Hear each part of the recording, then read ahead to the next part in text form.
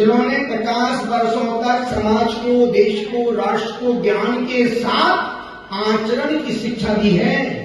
इन्होंने सिर्फ कोरा ज्ञान नहीं बांटा है, इन्होंने सिर्फ बातों प्रवचन नहीं दिए, इन्होंने जो प्रवचन दिया है पहले खुद के जीवन में आचरण किया है, उसके बाद समाज को परोसा है। यही कारण उस ज्ञान का प्रतिफल इनको क्या मिला?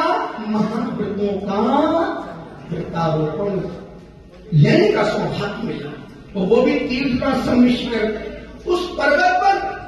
अन्यथा बड़े बड़े विद्वान जिन्होंने जिंदगी भर ज्ञान दिया, समय सार का पाठ किया, खूब गाथाओं को रटा, दुनिया को ज्ञान दिया, और जाके अंत में कहा मरे? अस्पताल में जाके मर गए। एक ज्ञान का, स्वाध्याय का फल बाबू अस्पताल नहीं है। तो मैं समाज में हमेशा बोलता हूं, ज्ञान का फल तो देखना हो तो प्रशंसा करके सामने आके देखो।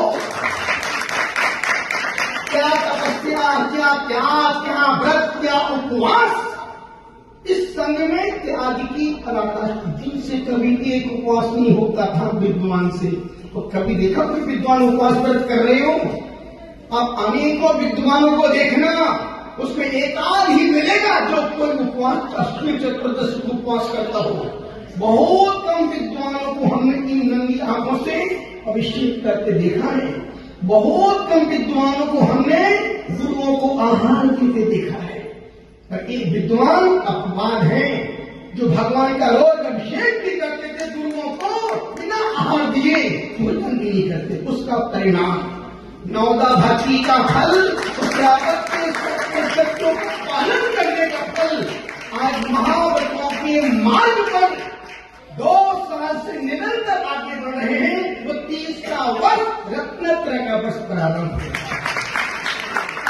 जब इच्छा की भावना व्यक्त की, हमने संकेत दिया, मैंने भावना व्यक्त की, एक लंबा 2 पेज का पत्र लिखा।